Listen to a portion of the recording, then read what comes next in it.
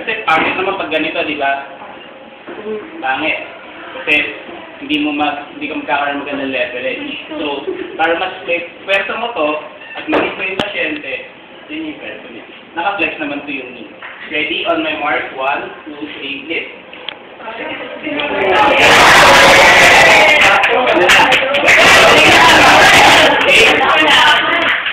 Patient ulit.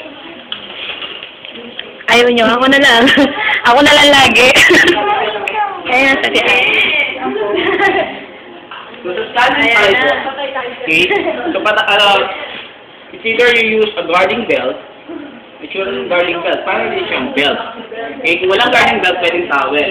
So, nilalagay siya sa waist ng pasyente. So, ang hand placement is either doon sa guarding belt, tapos yung isang kamay, pwedeng dito sa scapula, at the back sa scapula, or dito sa scapula.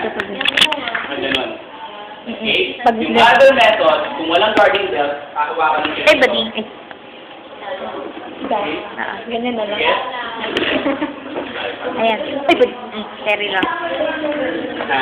Tama na kayo? Sir. So, pag walang guarding belt, pwede na yung towel. So, Meron yung sa bansa natin, sa hirap at yurap. Aray. Walang towel. Kumusta naman ako lang ng pala? Take note. Ay, pa paano? Nasa leeg na. Medyo malakas siya dito. So, lalagay mo yung guarding belt. Okay. Make sure na hindi siya masyado masikip. Hindi siya masyado. Should be a little bit snug. Pero not to the extent na pwedeng kumulag po yung belt. So, i-secure nyo mabuti. So, first, yeah.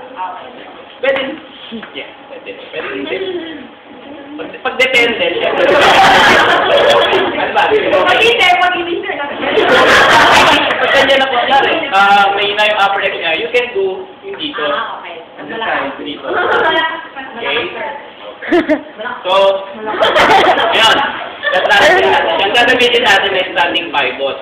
So, paano po yun? Tatayo mo na yung pasyente, patatayo mo na natin yung pasyente. Okay?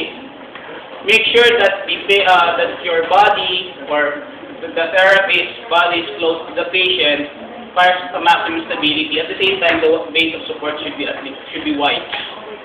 Ha? Okay? So, paano po yun? Kunwari, gamit ko ay guarding belt. So, didemo natin yung tatlo. May guarding belt, walang guarding belt. Diba? Yun. Ito standing pivot to.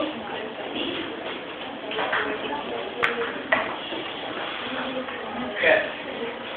301. Ano yun? Both.